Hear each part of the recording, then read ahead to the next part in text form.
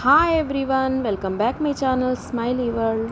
ఇవాళ మనం గుత్తి వంకాయనైతే చేసుకుందాం. ఇది వేడి వేడి రైస్లోకి కానీ, బిర్యానీలోకి కానీ, బగారా రైస్ దేనిలోకైనా చాలా బాగుంటుందండి. టిఫిన్స్లో కూడా బాగుంటుంది. దోశ, చపాతీ, పుల్కాల్లో కూడా ఎంతో టేస్టీగా ఉంటుంది. ఒకసారి అయితే ఈ పద్ధతిలో చేసి మీకు ఎలా కుదిరిందో నాకైతే కామెంట్ చేయండి. దీనికోసం ముందుగా మనం పల్లీలు, జీలకర్ర, కొబ్బరి, ధనియాలు, మెంతులు, ముందుగా అయితే పల్లీలని మనం డ్రై రోస్ట్ చేసుకొని తీసుకొని తర్వాత మిగిలినవి కూడా వేసి డ్రై రోస్ట్గానే ఫ్రై చేసుకోవాలి. ఇదంతా లో ఫ్లేమ్లోనే మనం ఫ్రై చేసుకోవాలి. పల్లీలు అయితే ఎక్కువ ఫ్రై అవ్వాల్సిన అవసరం లేదండి. కొంచెం కలర్ చేంజ్ అయ్యి సౌండ్ వస్తుంది కదా, అవి కదులుతూ అంతవరకు ఉంటే చాలు. అవి తీసేసాక అదే ప్యాన్లో లో ఫ్లేమ్లో పెట్టుకొని మిగతా మసాలాలన్నీ డ్రై రోస్ట్ చేసుకోవాలి. ఇవి నువ్వులండి, నల్ల నువ్వులు. ఇవి తేగానే నేనైతే డ్రై రోస్ట్ చేసి పెట్టుకుంటాను, లేకపోతే పురుగు అయితే తొందరగా పట్టేస్తుంది. అందుకని ఇవన్నీ ఇప్పుడు మనం మిక్సీ జార్లో వేసుకొని మసాలా చేసుకోవాలి. ఇందులోనే ఒక ఆనియన్ కూడా లాస్ట్లో వేసుకొని మసాలా వేసుకోవాలి. ఇలా వేసుకోవడం వల్ల మనకి గ్రేవీ అనేది ఎక్కువగా ఉంటుంది, టేస్ట్ కూడా చాలా బాగుంటుంది. ఇందులోనే ఒక స్పూన్ ఉప్పు కూడా వేసుకోవాలి. ఒక 4 స్పూన్ల కారం కూడా వేసుకొని గ్రైండ్ చేసుకోవాలి. ఈలోపు మనం వంకాయలను అయితే నీట్గా కడుక్కోవాలి.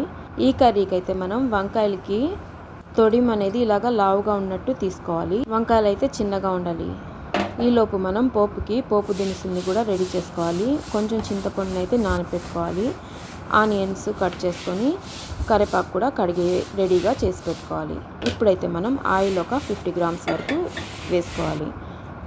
ఆయిల్ కొంచెం హీట్ అయిన తర్వాత ఆవాలు, జీలకర్ర వేసుకొని కొంచెం చిటపటలాడాక మనం ఆనియన్స్, కరివేపాకుని అయితే యాడ్ చేసుకోవాలి.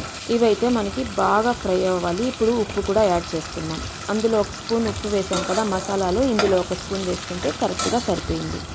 లో ఫ్లేమ్లో పెట్టుకొని మనం ఈ ఆనియన్స్ని అయితే బాగా ఫ్రై చేసుకోవాలి.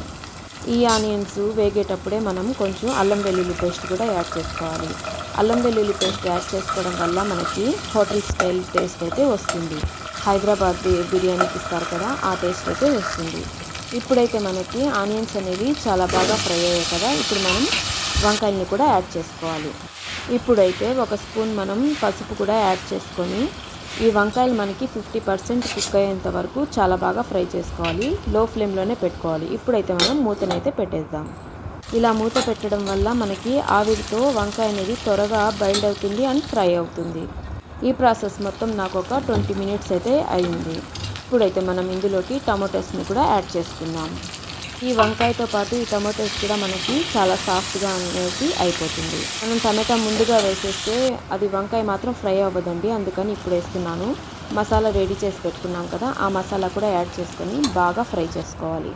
ఈ స్టేజ్లో ఉన్నప్పుడు మనం ఏం చేయాలంటే ఒక 2 మినిట్స్కి మనం కలుపుకుంటూ ఉండాలి. ఈ మసాలా వేసిన తర్వాత అడుగైతే అంటుతుంది. అడుగంటకుండా మనం జాగ్రత్తగా కదుపుకుంటూ ఉండాలి. ఈ కర్రీకి అయితే మనం అందంగా ఉన్న బౌల్ని తీసుకుంటే తొందరగా అయితే అడుగంటదు. ఇప్పుడు నేను ఒక టీ గ్లాస్తో వాటర్ అయితే యాడ్ చేసుకున్నాను. చింతపండు రసంని కూడా యాడ్ చేసుకున్నాను. నాకైతే నానబెట్టిన మొత్తం చింతపండు పడలేదండి, ఉసిరికాయ సైజ్ అంతా పడింది. మీ టేస్ట్ని బట్టి మీరు కూడా యాడ్ చేసుకోండి. చూడండి, మనం మూత పెట్టడం ద్వారా ఆవిరంతా దాంట్లో పడి కూర అనేది చాలా బాగా మనకి బాయిల్డ్ అవుతూ ఉంటుంది. ఇంకా మనకి వంకాయ కర్రీలో మునగలేదు కాబట్టి ఇంకా కుక్ అవ్వలేదు. ఇప్పుడు చూడండి, ఒక 20 మినిట్స్ తర్వాత అయితే మునిగిపోయింది. ఇప్పుడైతే పర్ఫెక్ట్గా మన కర్రీ అనేది, వంకాయ అనేది బాగా కుక్ అయిపోయింది. చూడండి, టచ్ చేస్తేనే తెలుస్తుంది కదా బాగా ఫ్రై అయ్యాయి, బాగా మనకి కుక్ అయిపోయాయని. ఈ స్టేజ్లో అయితే మనం కొత్తిమీరని యాడ్ చేసుకొని ఓ 2 మినిట్స్ తర్వాత అయితే స్టవ్ని అయితే ఆఫ్ చేసుకోవాలి. అంతే అండి, ఎంతో టేస్టీగా ఉండే మన గుత్తి వంకాయ అయితే రెడీ అయిపోయింది. ఇలాంటి మరిన్ని రెసిపీస్ మీకు కావాలంటే మా ఛానల్ని సబ్స్క్రైబ్ చేయండి, లైక్ చేయండి, షేర్ చేయండి, కామెంట్ చేయండి. మా ఛానల్ని సబ్స్క్రైబ్ చేసుకోండి. మీ సబ్స్క్రైబ్ మాకు ఎంతో విలువైనది. Thank you.